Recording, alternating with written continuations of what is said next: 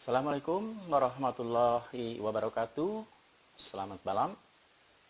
Kita berjumpa lagi dalam forum Bincang Pers bersama saya Asep Setiawan. Pemirsa, kali ini kita akan berbincang tentang urgensi verifikasi perusahaan pers. Akan hadir dalam perbincangan kali ini adalah Bapak Ahmad Jauhar. Beliau adalah Ketua Komisi Penelitian, Pendataan dan Ratifikasi Pers Dewan Pers. Tentu ini akan merupakan perbincangan yang sangat penting bagi kita semua. Kita undang sekarang Bapak Ahmad Jauhar untuk hadir di dalam perbincangan kali ini. Kami akan mengundangnya sebentar lagi. Kita tunggu sebentar.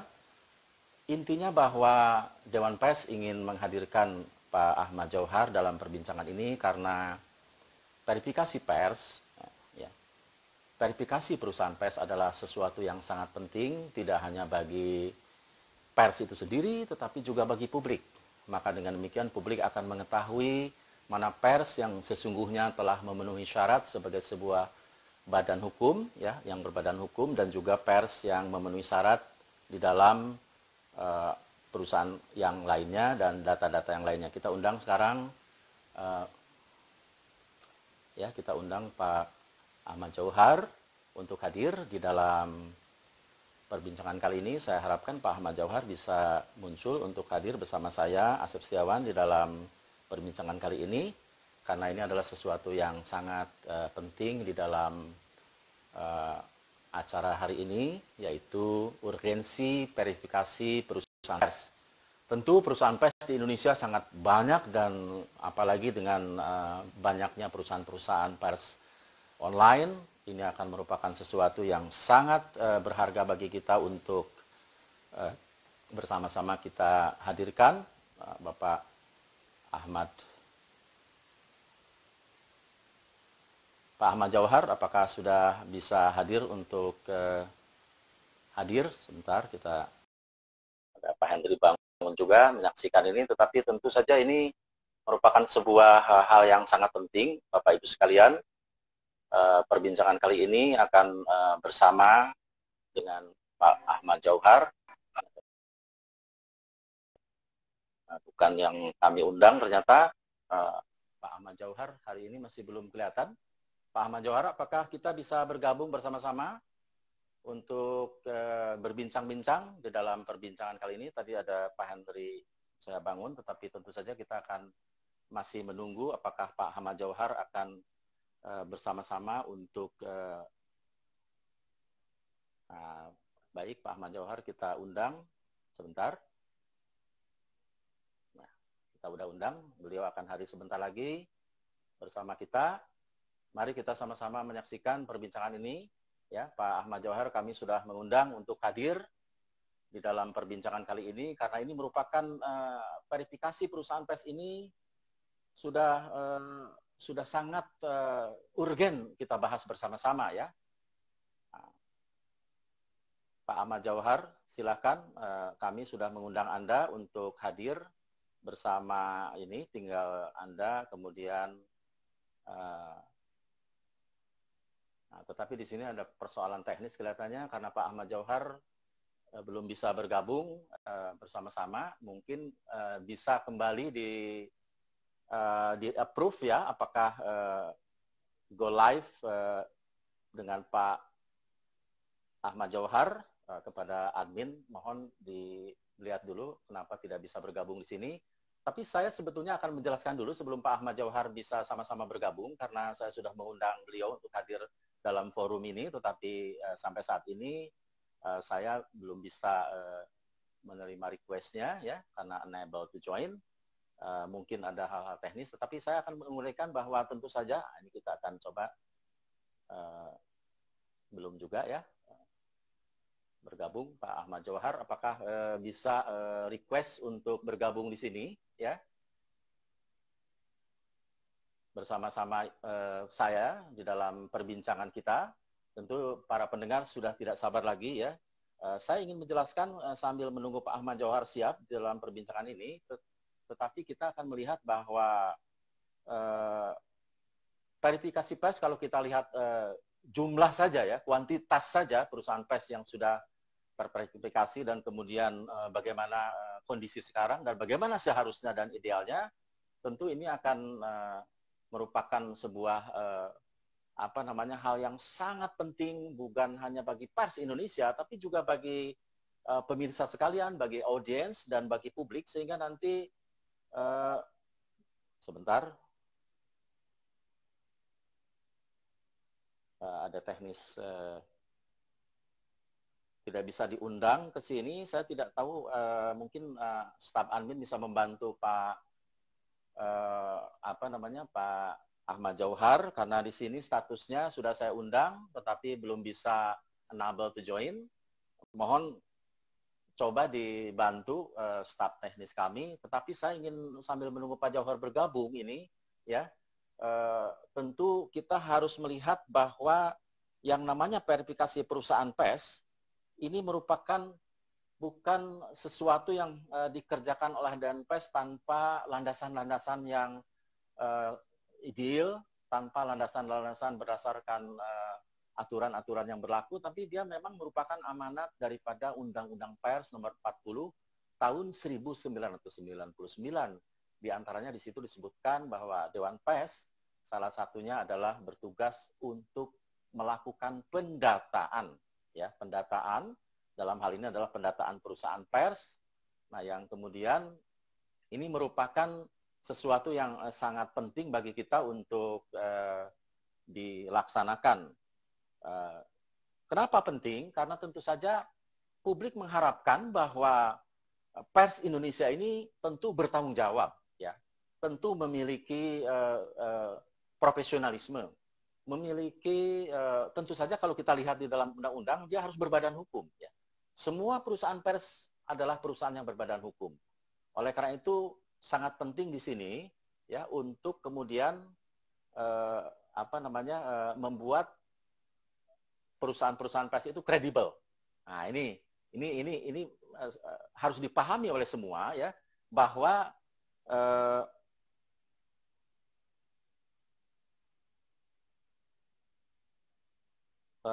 perusahaan pers di Indonesia ya pertama-tama harus berbadan hukum ya.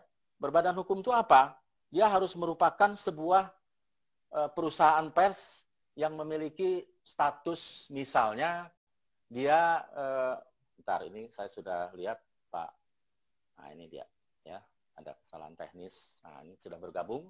Kita tunggu Pak Ahmad Jauhar, silakan bergabung bersama saya. Kita perbincangkan mungkin selama sekitar 1 jam ke depan. Kita akan sama-sama menunggu bagaimana pentingnya dan urgennya ya perusahaan pers ini mendapatkan pengesahan, bukan pengesahan ya, tetapi mendapatkan verifikasi, mendapatkan data yang jelas apakah dia merupakan kalau kita lihat di dalam perundangan perusahaan pers itu tidak bisa tidak memiliki badan hukum, dia harus berbadan hukum. Kenapa?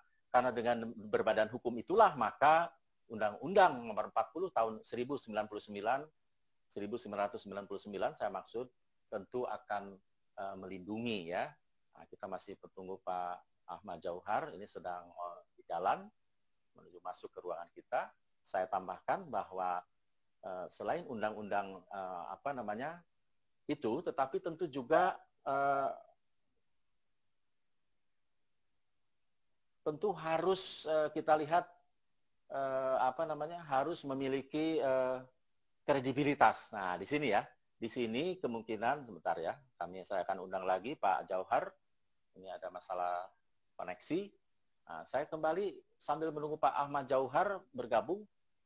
Tentu verifikasi ini maksudnya tidak untuk mempersulit kawan-kawan ya aktif di dalam kegiatan pers, aktif di dalam kegiatan jurnalistik. Tetapi semata-mata adanya verifikasi ini adalah untuk perlindungan. Ya. Untuk perlindungan supaya pertama perlindungan dari masalah-masalah hukum. Ya. Yang kedua adalah perlindungan dari profesionalismenya. Ya. Kenapa? Karena kita harus tahu bahwa dengan kemerdekaan pers yang sekarang yang setelah muncul Orde Reformasi ini, di mana Undang-Undang Pers nomor 40 tahun 1999 itu menjadi payung, maka itu akan menjadi sesuatu yang sangat penting, ya. Nah, ini apa namanya? Ini ada masalah teknis Pak Jauhar, ya, saya undang lagi, ya, sekali lagi saya undang untuk bersama-sama muncul di dalam forum ini, tetapi tentu saja ini akan melihat lebih dalam lagi, ya, tidak hanya sesuatu yang terkait dengan ini, tapi juga hal-hal yang berkaitan dengan masalah landasan ideal, ya, kemudian landasan hukum, kemudian landasan-landasan lainnya. Ini sudah bergabung Pak Ahmad Jauhar, kita tunggu videonya. Tapi saya ingin kembali mengulang dan menegaskan, ya, mohon videonya bisa dibuka Pak Ahmad Jauhar. Dengan ini, tapi juga hal-hal yang berkaitan dengan masalah. Nah, jadi kita lihat, ya, apakah Pak Ahmad Jauhar bisa mendengar suara saya? Kita berlanjut. Saya mendengar Pak Asep.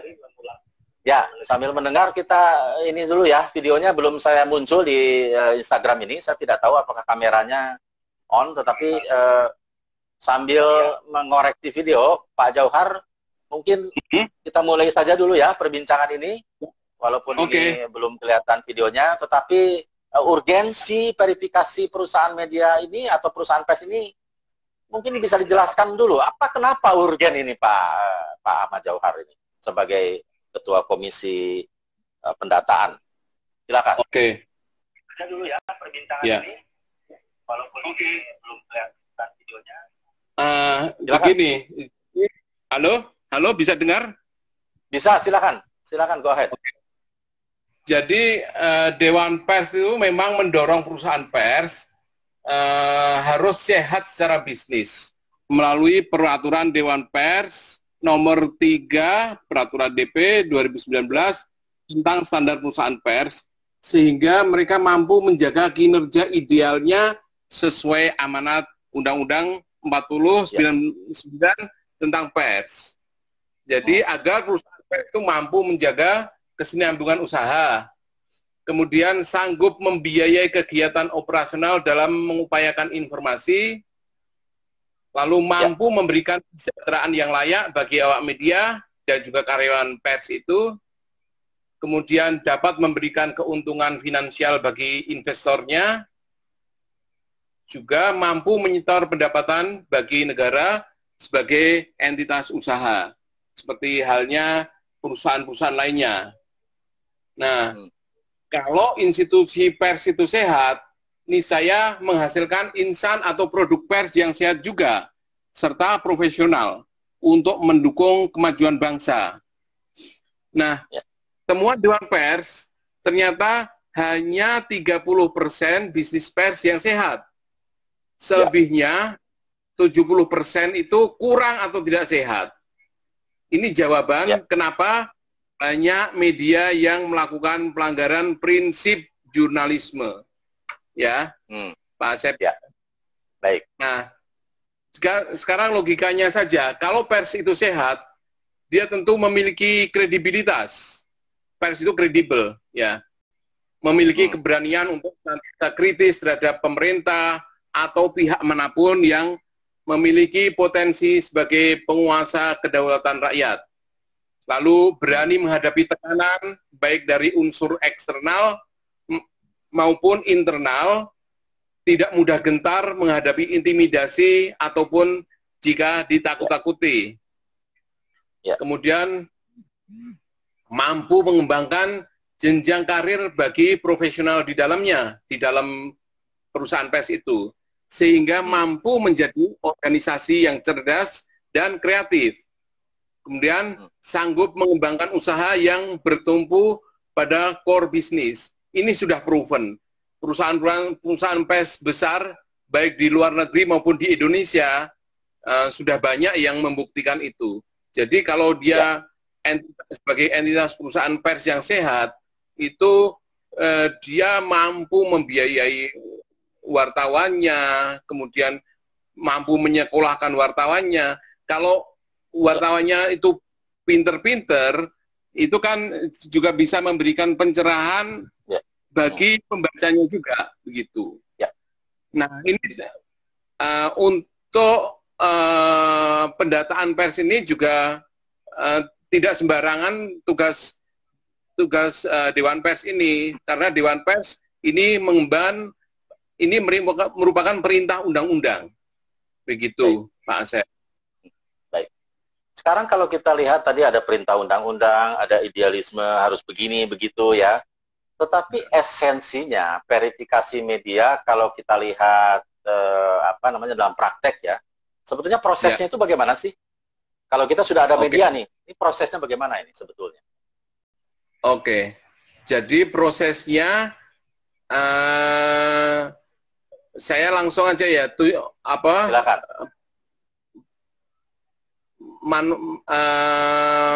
Ini tapi saya mau ceritakan dulu alur pendataan itu apa ya? Ya, satu, pers itu mendaftar di aplikasi pendataan melalui website dewanpers.or.id. Kemudian mengisi formulir dan mengunggah dokumen yang dipersyaratkan. Setelah seluruh persyaratan dilengkapi, sistem pendataan akan menyatakan dokumen sudah lengkap. Bila belum lengkap, akan ada notifikasi tentang kekurangan data yang dibutuhkan. Lalu, tim verifikasi Dewan Pers akan memeriksa atau memverifikasi seluruh dokumen. Hasil verifikasi akan dibawa ke rapat komisi pendataan untuk ditetapkan apakah perusahaan pers tersebut telah memenuhi syarat untuk mendapat status terverifikasi administratif. Ya. Lalu perusahaan pers yang lolos verifikasi administratif akan diumumkan di situs Dewan Pers tadi dengan status terverifikasi administratif. Lalu perusahaan pers yang telah terverifikasi administratif dimasukkan dalam daftar tunggu untuk diverifikasi secara faktual. Langkah berikutnya, tim verifikator Dewan Pers melakukan verifikasi faktual terhadap perusahaan pers yang sudah lolos verifikasi administratif dengan cara mendatangi dan atau ditinjau secara virtual. Jadi karena ini memang eranya era virtual, bisa aja pers untuk misalnya ada kendala COVID ini misalnya, atau jaraknya itu tidak terjangkau lokasi kantornya itu. Kenapa tidak menggunakan teknologi? Nanti di sana kita harus ada semacam saksi itu, baik itu dari konstituen Dewan Pers maupun dari lembaga yang ditunjuk, misalnya perguruan tinggi dan sebagainya. Sehingga benar-benar mereka seperti panjangan tangannya Dewan Pers. Gitu. Kemudian itu tadi verifikasi faktual itu untuk mengecek misalnya kantor redaksinya seperti apa dan sebagainya. Kemudian hasil verifikasi faktual dibawa ke rapat komisi pendataan untuk ditetapkan lolos tidaknya perusahaan pers tersebut dalam verifikasi faktual. Lalu perusahaan pers yang lolos verifikasi faktual akan diumumkan juga di website Dewan Pers dengan status terverifikasi faktual serta memperoleh sertifikat terverifikasi faktual tadi. Nah, jadi tadi sudah dijelaskan, mungkin gini saya sebentar menyela Pak Jauhar ya, sudah ada hal-hal teknis dijelaskan harus begini, ada ini, tetapi esensinya ya, ada verifikasi administratif, ada verifikasi faktual. Ini intinya itu mau apa sih orang diverifikasi ini sebetulnya Pak Jauhar? Iya. Nah, itu tadi tujuannya apa begitu ya? Tujuannya itu kalau dia terdata oleh Dewan Pers, berarti karena tadi sudah saya sebutkan ya, ini amanat undang-undang. Nah, kalau sudah ketahuan jumlah perusahaan pers Indonesia dari tahun ke tahun itu seperti apa, untuk itu kan nanti bisa dilakukan pembinaan, peningkatan kualitas mereka dan sebagainya. selain itu, dengan adanya pendataan seperti tadi, diverifikasi, ini juga akan didorong perusahaan tersebut hendaknya memenuhi standar perusahaan pers, karena ini juga perintah dari undang-undang tadi, bahwa perusahaan pers harus mampu memenuhi standar tertentu agar pers mampu menjalankan fungsinya dengan baik, yaitu sebagai media informasi, pendidikan, kontrol sosial, serta sebagai lembaga ekonomi. Ini pasal 3 Undang-Undang Pers ya, Undang-Undang nomor 40 tahun 99. Kemudian standar tertentu yang dimasuk ini adalah standar perusahaan pers yang diatur oleh Peraturan Dewan Pers nomor 4 tahun 2008 yang kemudian disempurnakan menjadi Peraturan Dewan Pers nomor 3 tahun 2019. Nah, itu rasanya tujuan pendataan seperti itu, Pak Asep. Baik, ini kan tentu kalau kita lihat dan penjelasan tadi, maksud perusahaan pers di data ini kan ada tujuan-tujuan yang memang untuk selain legalisasi, validitas, kredibilitas, tentu ada tujuan-tujuan memang untuk kepentingan publik ya, supaya memang untuk memisahkan mana perusahaan pers yang benar-benar profesional dan mana yang masih belajar dalam proses ya. Pak Jauhar, saya ingin menyapa dulu pemirsa semua ya, karena Pak Jauhar wajahnya belum kelihatan ya. Kita akan coba nanti dalam perjalanan ini kita teknis. Pemirsa sekalian, saya Asep Setiawan saat ini, nah ini sudah kelihatan, mungkin Pak Jauhar ada foto ininya ya, ada foto Pak Jauhar, kalau bisa disorot saja wajahnya. Nah, ini sudah kelihatan. Nah, tidak apa-apa, ini sistem seperti ini Pak Jauhar, langsung saja kita tidak apa-apa pakai second kamera, tetapi ini sudah kelihatan wajah tampannya begitu. Nah, kita lanjutkan, pendengar sekalian, sedang berbincang dengan Pak Ahmad Jauhar ini dari Dewan Pers ya, sebagai Ketua Komisi Pendataan Penelitian ya. Nah, kita langsung saja ya ke pertanyaan ini. Sudah banyak sekali pertanyaan Pak Jauhar ini ya, tetapi saya ingin menjelaskan ke pemirsa bahwa bagaimanapun pendataan ini adalah sesuatu yang sangat esensial, penting bagi keberlangsungan pers di Indonesia dan menjaga kemerdekaan pers ya, tidak hanya untuk kebutuhan pers tapi juga insan pers ya. Nah, saya langsung saja ya, sambil kita nanti tanya jawab, ini sudah ada beberapa pertanyaan nih. Kita langsung saja pertanyaan dari Ayendra Yanto ini. Ini pertanyaan yang straight to the point kalau menurut saya ini, Pak. Kenapa data perusahaan pers tidak bisa diakses ini sekarang ini, Pak, di dalam situs yang disebut tadi itu? Nah, ini perlu penjelasan ini. Ya, oke. Ini merupakan concern kami dalam begini, karena sistem ini kan sistem istilahnya swalayan sekarang. Dewan Pers sejak beberapa bulan atau bahkan beberapa tahun terakhir menerapkan sistem swalayan. Dulu selalu dilayani oleh staf sekretariat Dewan Pers, tapi lama-lama yang berminat untuk mendaftarkan diri sebagai perusahaan yang pers yang ingin diverifikasi itu begitu banyaknya. Tapi dapat dimaklumi karena jumlah perusahaan pers di Indonesia luar biasa. Tapi terima kasih, artinya perusahaan pers itu makin sadar, makin concern, mereka butuh untuk didata oleh Dewan Pers, sehingga mereka harus melakukan verifikasi diri.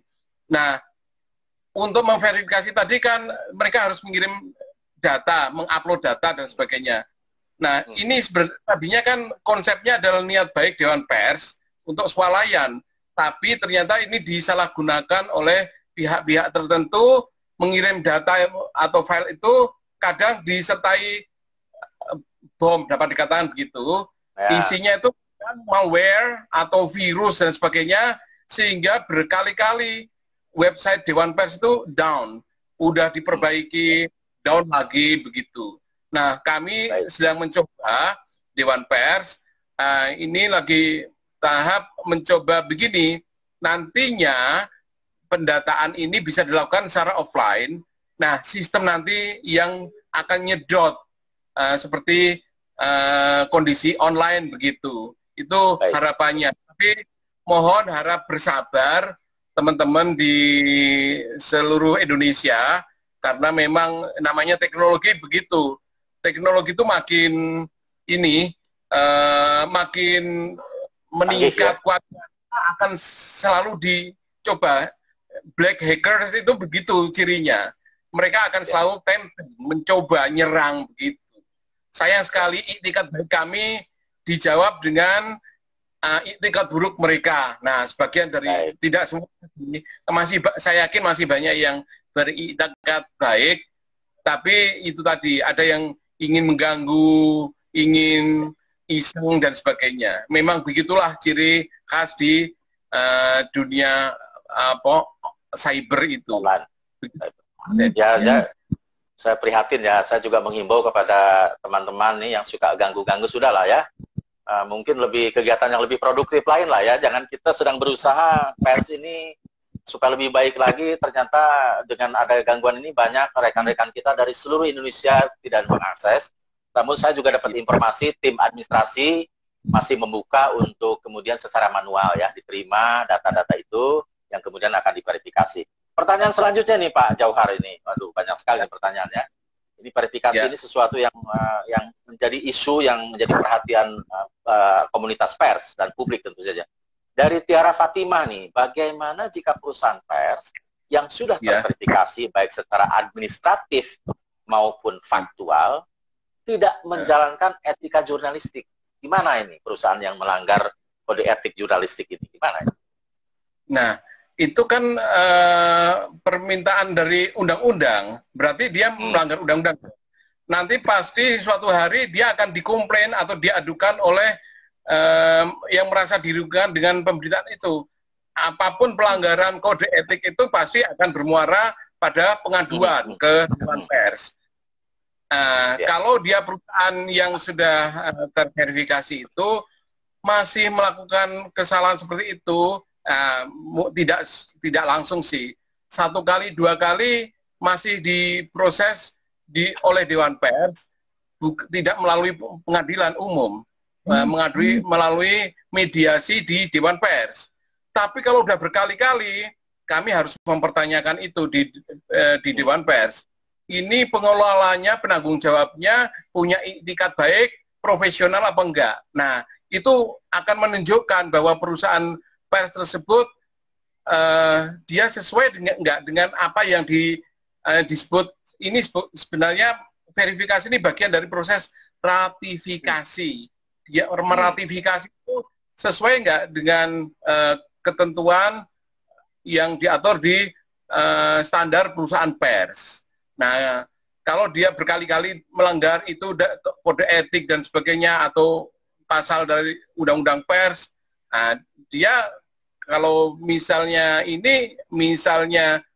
tidak diindahkan, sudah diperingatkan oleh Dewan Pers, ya nanti pada gilirannya sekian kalinya ya terpaksa Dewan Pers akan menyerahkan itu ke pengadilan umum kalau memang sudah tidak bisa diperingatkan lagi. Tapi ada tahapannya tentu saja.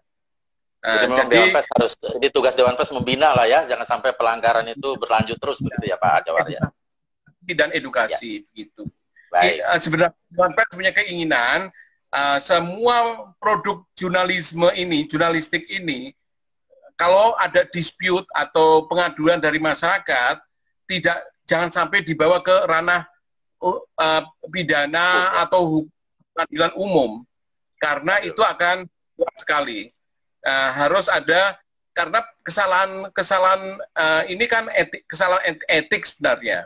Jadi prinsip yang ini berlaku di dunia internasional itu, kesalahan kata-kata harus dibalas dengan kata-kata, bukan dengan pidana atau dengan denda yang tidak masuk akal. Itu prinsip dasar dari kemerdekaan pers yang benar-benar dijaga oleh Dewan Pers.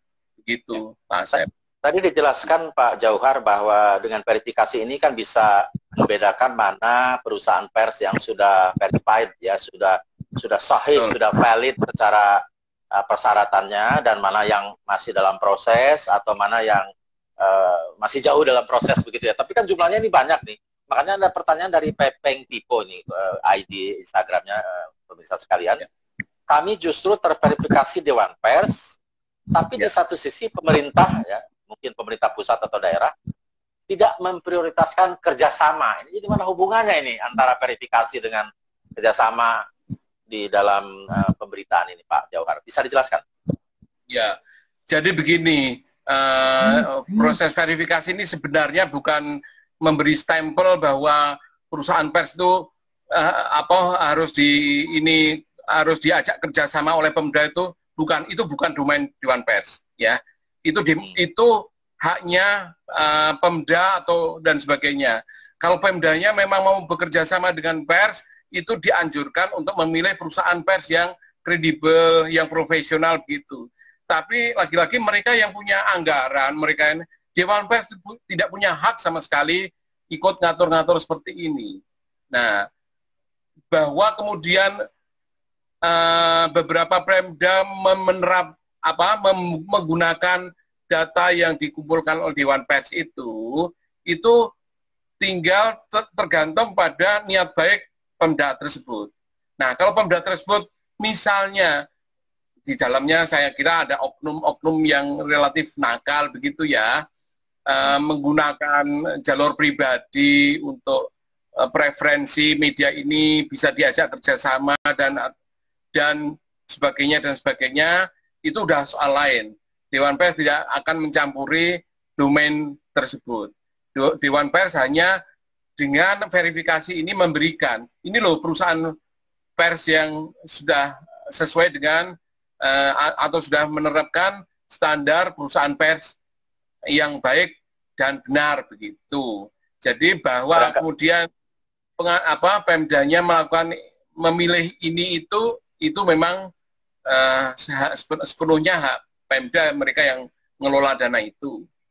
Begitu. Barangkali mungkin kalau Dewan Pers, kalau pendapat saya mungkin begini Pak Jauhar, kalau Dewan Pers memang mengumumkan belasan ribu perusahaan pers dari sekian puluh ribu perusahaan pers ini yang sudah terverifikasi, dianggap kredibel, ya, bertanggung jawab sesuai syarat, mungkin ini juga perlu sounding ke berbagai stakeholder media, mungkin begitu ya Pak Jauhar ya, salah satu.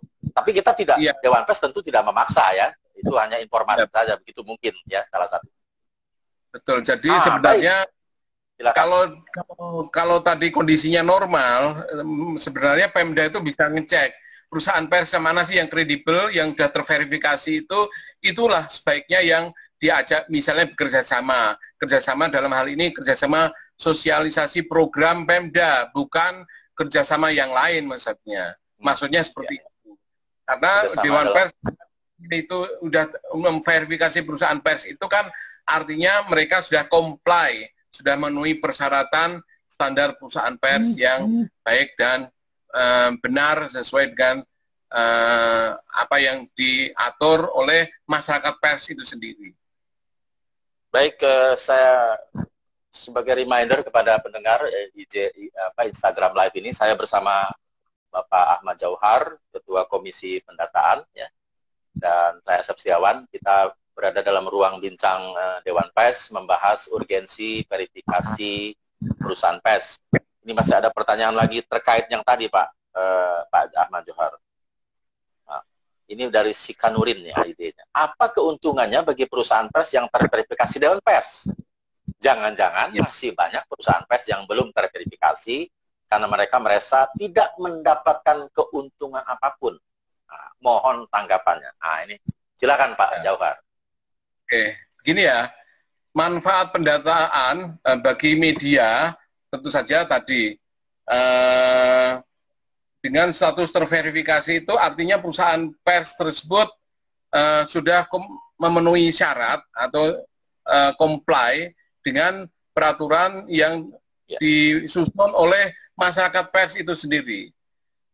Kemudian yang penting lagi adalah kalau media itu sudah terverifikasi, artinya dia kalau diadukan oleh masyarakat pemberitaannya itu tadi yang saya katakan bahwa dia penyelesaian persoalannya tidak melalui pengadilan umum. Kalau ada yang mencoba melalui pengadilan umum, Dewan Pers akan berusaha, karena Dewan Pers juga menjalin kerjasama dengan polisi. Polri itu sudah memiliki, kami sudah memiliki MOU kerjasama antara Dewan Pers dan Polri kalau ada laporan atau pengaduan masyarakat tentang produk pemberitaan, itu tidak diproses ke pengadilan, tapi harusnya diproses ke Dewan Pers. Itu sudah catatan, dan ini sekaligus untuk mengingatkan kembali seluruh aparat di kepolisian bahwa MOU itu masih berlaku sampai sekarang, sampai detik ini. Jadi tolong jangan ragu-ragu kalau ada kasus yang berkaitan dengan pemberitaan, pengaduan pemberitaan harusnya dibawa ke Dewan Pers. Nah, selain itu, kalau sudah diverifikasi itu, ini membuktikan bahwa perusahaan itu punya kredibilitas. Ininya sudah diteliti bahwa mereka sudah memenuhi siapa ya? Tanggung jawabnya ada. Ini penting, ini amanat undang-undang. Penanggung jawab perusahaan pers itu dan harus ada misalnya alamatnya di mana, itu jelas. Karena pers kan produknya harus transparan. Nah, lembaganya juga harus transparan. Siapa penanggung jawabnya, kalau ada persoalan apa-apa, siapa yang harus bertanggung jawab itu tadi. Jadi dengan demikian, ini sebenarnya menciptakan hal yang transparan, begitu Pak Asep. Jadi kalau pertanyaan yang barusan Pak Jauhar, keuntungan itu jangan dinilai keuntungan materi ya, tapi juga dengan verifikasi itu dia dilindungi begitu kira-kira oleh undang-undang ya. Jadi tidak bisa dia dibawa ke pengadilan umum karena ini adalah peraturan pers, begitu Pak Jauhar. Betul. Jadi secara ini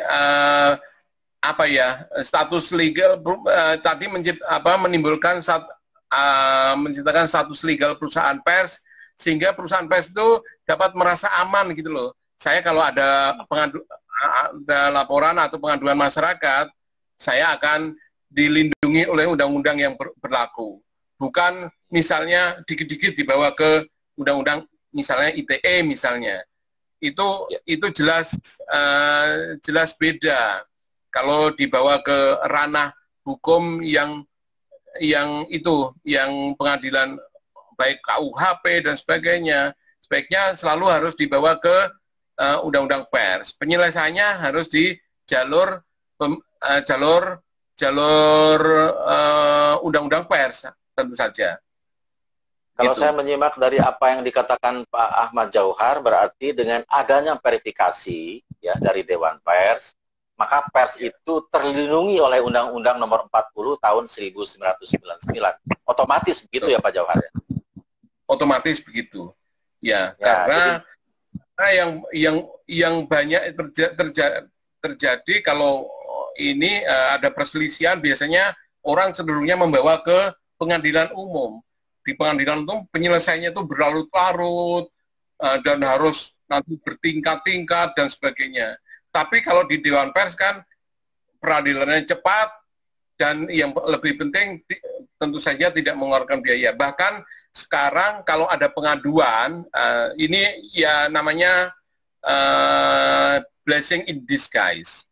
Sekarang itu pengaduan dapat diproses juga dengan secara video conference, ya virtual. Tidak harus, kalau dulu sebelum ini mereka harus datang memenuhi panggilan Dewan Pers, mereka harus ke Jakarta, harus ke Dewan Pers dan sebagainya. Tapi dengan dengan adanya itu tadi saya katakan blessing in disguise, sekarang mereka bisa diselesaikan secara virtual, tidak harus datang ke Jakarta dan sebagainya. Ya. Jadi pemirsa Instagram Live ini kita sedang berbincang-bincang soal verifikasi perusahaan pers. Tentu ada beberapa istilahnya. Saya ingin kembali ke pertanyaan nih Pak Jauhar. Heroni Karahan ya. Ini pertanyaannya begini. Selamat malam Pak. Bagaimana status terverifikasi administrasi bisa mendapat pengakuan dari Dewan Pers? Apakah ada surat atau keterangan tertentu dari Dewan Pers supaya perusahaan pers yang terverifikasi administratif ini diakui, gitu Pak Jauhar? Ini soal teknis nih. Yang bertanya pasti tahu ini, Pak maksudnya. Silakan jelaskan, Pak. Jadi kalau perusahaan itu kan dia harus apply tadi ya, beberapa persyaratan dan sebagainya. Dia nanti memperoleh status terverifikasi administratif kalau persyaratannya sudah sesuai dengan apa yang dibutuhkan atau diminta berdasarkan standar perusahaan pers. Nah, setelah status terverifikasi administratif ini, kemudian memang begitu amanat undang-undang, terus nanti ada verifikasi faktual. Itu tadi yang saya ceritakan. Faktual itu bisa dikunjungi secara fisik oleh anggota Dewan Pers atau dikunjungi secara virtual. Nah, kalau sudah terverifikasi faktual tadi, kemudian perusahaan pers tersebut memperoleh semacam sertifikat. Kalau nantinya, kalau dulu sertifikatnya itu fisik, di-print, dikirimkan, gitu. Tapi mendatang ini sudah disiapkan, itu secara mereka bisa download, bisa print sendiri. Nah, juga untuk tanda pengamannya, mereka diamankan dengan semacam baik holografik maupun QR code. QR code nantinya setiap media itu boleh menempelkan QR code dari Dewan Pers itu. Artinya itu sebagai stempel bahwa perusahaan ini terverifikasi. Ini langkah yang lebih advance, lebih maju dari yang selama ini belum diterapkan. Kalau selama ini kan perusahaan ini sudah terverifikasi belum ya?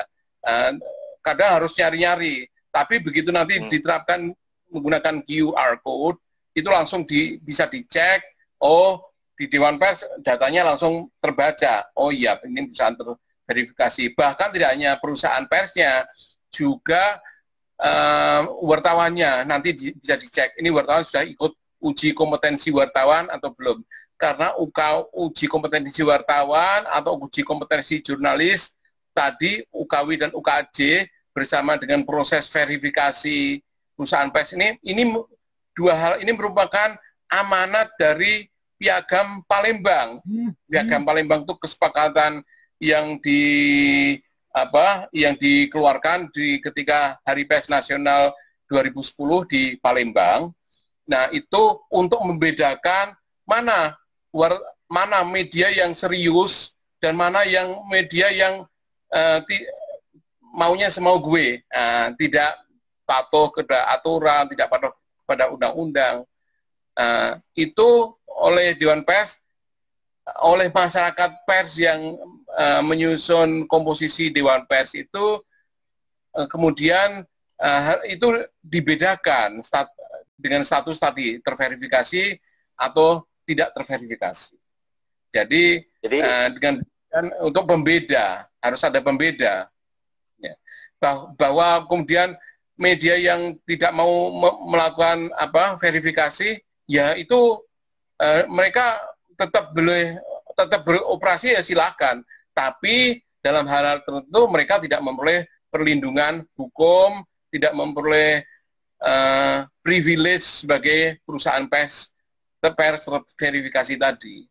Begitu, Pak. Jadi intinya yang belum terverifikasi sebaiknya memang melakukan verifikasi, karena sebetulnya itu tidak sulit ya. Kan syarat-syarat administratifnya sudah ada, berbadan hukum, ada pemretnya, ada penanggung jawab, dan seterusnya. Ya. Itu memang tidak sulit sebetulnya ya, hanya mungkin ya karena berbagai hambatan psikologis jadi sulit ya, padahal sebetulnya tidak ya, tinggal dilihat aja kalau sudah beres situs pendataannya nanti kita bisa lihat. Tapi saya tertarik dengan ucapan Pak Jauhar ya tadi, bahwa ke depan Dewan Pers akan memberi tanda yang disebut QR code ya. QR. Ya. Kira-kira tahun ini atau tahun depan itu yang akan disampaikan kepada orang perusahaan pers yang sudah terverifikasi faktual itu? Insya Allah sih ingin tahun-tahun ini, mudah-mudahan, karena ini sedang diproses dan Dewan Pers masih harus mengkonsultasikan hal itu dengan konstituen, karena Dewan Pers tidak bisa mengambil keputusan sendiri, karena tadi komposisi yang mengatur Dewan Pers itu sebenarnya adalah masyarakat pers. Jadi Dewan Pers tidak punya hak, tidak punya intensi untuk mengambil keputusan sendiri. Harus berdasarkan kesepakatan dari masyarakat pers nasional yang dengan demikian mereka dilindungi oleh undang-undang, baik keputusannya maupun produk dari peraturan atau perundangan atau SK-SK yang dikeluarkan, peraturan-peraturan yang dikeluarkan oleh Dewan Pers itu mengikat sifatnya dan itu dilindungi oleh undang-undang. Jadi artinya kalau secara teknis pemberian tanda QR code ini terverifikasi dan yang belum ada QR code itu teknisnya mudah ya. Cuman di sini kan harus ada dari konstituen, apakah kemudian ini sesuatu yang akan memberikan manfaat dan fungsi untuk tadi ya menegakkan kredibilitas pers di Indonesia. Begitu ya Pak Johar, kira-kira itu pertimbangannya ya sekarang ya.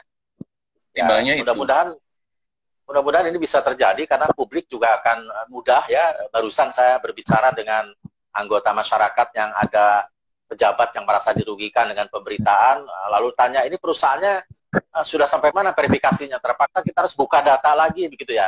Tapi dengan QR code itu pemirsa dan pendengar, pembaca bisa langsung saja ya ke websitenya atau ke perusahaan persnya, langsung dia bisa connect kepada data perusahaan yang ada di Dewan Pers begitu ya kira-kira ya Pak Johar. Saya kira baik kita menyampaikan silakan. Manfaat bagi publik itu kegiatan pendataan ini memberikan pemberian status verifikasi terhadap perusahaan pers tadi dapat menjadi pedoman untuk mencek kejelasan institusi pers itu, baik aspek legal, operasional, bahkan kredibilitasnya. Ini penting bagi publik ketika mereka misalnya meragukan isi atau berita yang dimuat dalam media pers tersebut, atau ingin menyampaikan komplain terkait berita. Ini kan seringkali seperti itu yang terjadi. Nah, kejelasan status perusahaan tersebut memungkinkan publik menyampaikan komplain melalui prosedur pengaduan kepada Dewan Pers yang penyelesaiannya didasarkan pada Undang-Undang Pers dan Kode Etik Jurnalistik. Hal ini akan meminimalkan kemungkinan terjadinya main hakim sendiri oleh publik terhadap kalangan wartawan dan atau institusi pers saat terjadi kasus perselisihan pemberitaan. Nah, bagi pemerintah dan stakeholder pers, ada pemangku kepentingan pers, data verifikasi media yang dilakukan Dewan Pers dapat menjadi referensi penting bagi pemerintah dalam membuat kebijakan yang melibatkan pers atau dalam kegiatan yang berhubungan langsung dengan pers, misalnya pembuatan kebijakan diseminasi informasi, misalnya. Kemudian program-program pemerintah, kerjasama pemasangan iklan di media, dan sebagainya. Juga pemerintah dapat menjadikan data verifikasi Dewan Pers tadi sebagai sarana untuk menyaring mana media yang kredibel, mana yang yang perusahaan yang asal perusahaan mengaku perusahaan pers gitu. Karena sejak reformasi, ini sebagai informasi Pak Asep, banyak orang merasa mampu membuat perusahaan pers dan banyak orang merasa mampu menjadi awak media atau pers. Padahal mereka sebenarnya tidak memiliki kompetensi. Nah, karena itulah adanya Piagam Palembang tadi yang saya sebutkan, itu sebenarnya untuk memfilter. Jadi ini tidak main-main, tidak bisa semua orang asal kemudian mengaku-ngaku. Saya wartawan, loh buktinya apa? Punya nggak dia kartu kompetensi misalnya? Kalau tidak punya kartu kompetensi, dia nggak pernah ikut uji kompetensi wartawan atau uji kompetensi jurnalis, ya tidak bisa dianggap sebagai wartawan profesional. dia tidak tahu hak dan kewajiban ketika menyampaikan berita kepada masyarakat. Itu kan yang dirugikan masyarakat nantinya. Makanya sekarang ini yang banyak sekali berkembang itu informasi yang menyesatkan, hoax, dan sebagainya, dan sebagainya. Gitu, Pak. Pertanyaan berikutnya, kita masih punya waktu sekitar 9 menitan nih Pak Jauhar, pemirsa Instagram Live. Ini kita masih bersama saya Asep Jawan dan Pak Ahmad Jauhar di sini dari Dewan Pers sebagai Ketua Komisi Pendataan.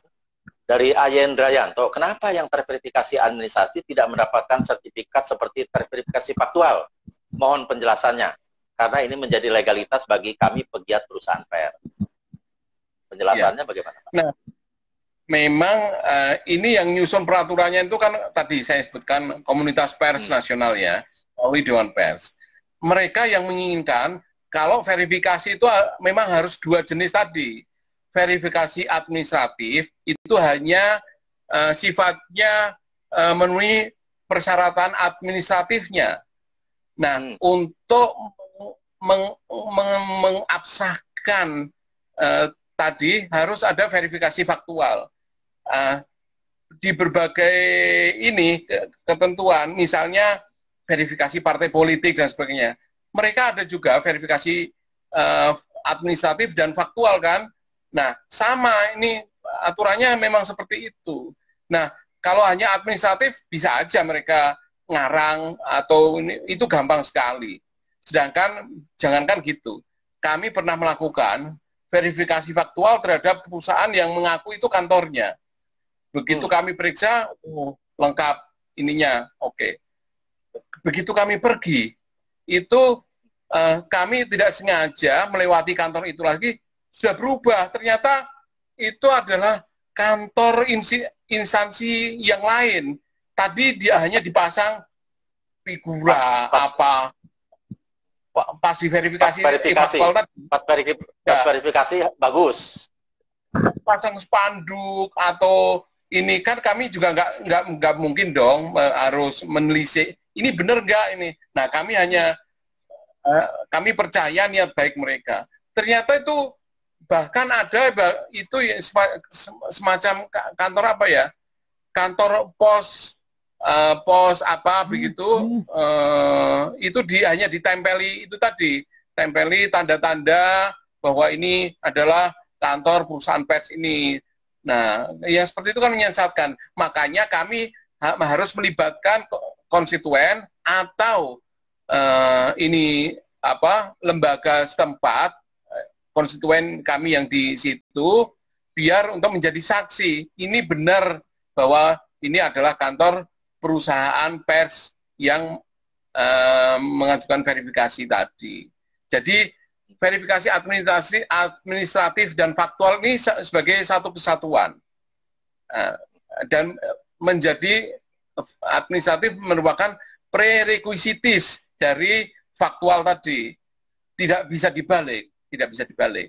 Jadi harus terpenuhi administratifnya, baru kemudian diteliti lebih lanjut apakah ini sesuai dengan persyaratan administratif yang diajukannya. Begitu. Masih banyak pertanyaan Pak Jauhar, tapi waktu kita sekitar 5 menitan ya. Jadi pemirsa dan pendengar serta yang mengikuti Instagram Live, jangan khawatir kalau misalnya ada pertanyaan, nanti kami akan susulkan lewat jawaban tertulis ya. Jadi silahkan bertanya saja di sini, atau nanti ketika kami ulang kembali, silahkan bertanya.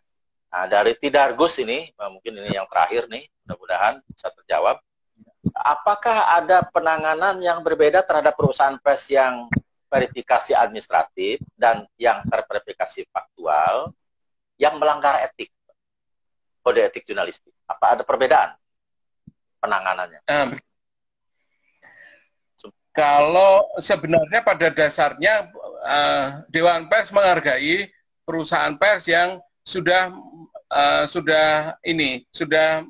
berinisiatif untuk mengajukan diri ya, untuk mendatakan dirinya ke Dewan Pers dan memperoleh sertifikasi sebagai atau verifikasi administratif tadi. Nah, kalau mereka melakukan pelanggaran ini, pelanggaran kode etik dan sebagainya, mungkin akan nantinya akan kesulitan untuk memperoleh status verifikasi faktual, karena dengan demikian menjadi catatan bagi Dewan Pers. Oh, dia baru administratif saja sudah melakukan pelanggaran kode etik misalnya. Bagaimana bisa diloloskan sebagai perusahaan pers terverifikasi secara menyeluruh faktual tadi. Artinya apa? Artinya perlindungan itu memang kalau yang perlindungan komplit atau tadi undang-undang pers tadi ya diberikan memang ya untuk perusahaan yang sudah terverifikasi administratif maupun faktual.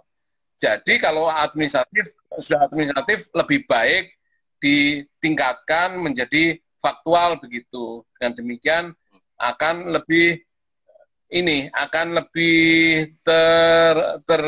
terlindungi oleh undang-undang. Saya kira gitu, Pak Asep. Ini terakhir mungkin Pak Jauhar ya, bagaimana melaporkan media online nakal karena upload berita yang tidak benar. Ini dari Iwan Samudra 473 ini. Terakhir mungkin. Silakan Pak. Ini Pak Jauhar. Yang bagus yang saya tunggu-tunggu dari tadi. Nah, seperti seperti itulah yang menjadi concern Dewan Pers. Adukan ke Dewan Pers. Dewan Pers punya layanan pengaduan untuk yang sifatnya berkaitan dengan berita-berita yang misalnya melanggar kode etik atau tidak benar, berita palsu, berita hoax dan sebagainya. Adukan ke Dewan Pers. Nanti Dewan Pers akan memanggil media tersebut untuk dimintakan pertanggungjawaban mereka. Kok berita kalian itu sebagai perusahaan pers kok memberitakan hal yang seperti ini? Nah, akan ada prosesnya.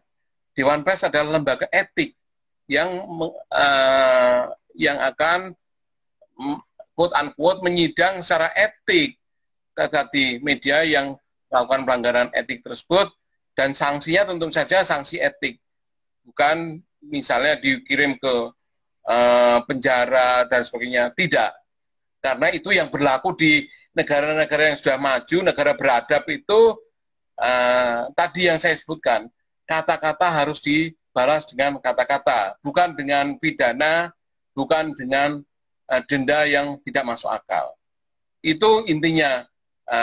Kita ingin memasuki benar-benar dengan proses verifikasi dan sebagainya itu menciptakan iklim bermedia yang sehat, yang profesional, karena itulah yang kalau ada media profesional itu yang diharapkan mampu mendukung penegakan demokrasi yang sesungguhnya. Bahkan Presiden Thomas Jefferson, Presiden ketiga Amerika itu tahun 1766 itu sampai dia dikasih pilihan punya pemerintahan atau punya jurnalisme. Nah, Presiden Jefferson bilangnya, saya kalau ada pilihan itu, dua pilihan, memilih pemerintahan atau memilih jurnalisme, lebih baik tidak ada pemerintahan tapi ada jurnalisme. Sampai segitu ngomongnya. Itu artinya jurnalisme ini sangat dibutuhkan, sangat diperlukan untuk penegakan demokrasi tadi. Karena jurnalisme yang benar itu justru mampu mengoreksi, memberikan kritik sosial bagi pemerintah yang berkuasa.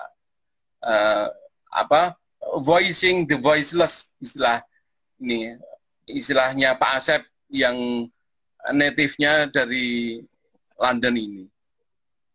Siap Pak Jauhar. Terima kasih Pak Ahmad Jauhar tadi, Ketua Komisi Pendataan, ya, Penelitian dan Pendataan. Mudah-mudahan ini memberi manfaat bagi kita semua, ya, baik yang menyaksikan lewat Instagram Live atau nanti rekamannya bisa Anda saksikan. Demikian perbincangan dalam acara Bincang Pers kali ini bersama Pak Ahmad Jauhar. Saya Asep Setiawan mengucapkan terima kasih atas kebersamaan Anda, dan jangan lupa minggu depan kami akan hadir kembali Selasa pukul 20 waktu Indonesia Barat bersama Jamalul Ihsan. Terima kasih dan Assalamualaikum warahmatullahi wabarakatuh. Assalamualaikum warahmatullahi wabarakatuh. Selamat malam dan salam sejahtera bagi kita semua. Semoga kita semua sehat selalu.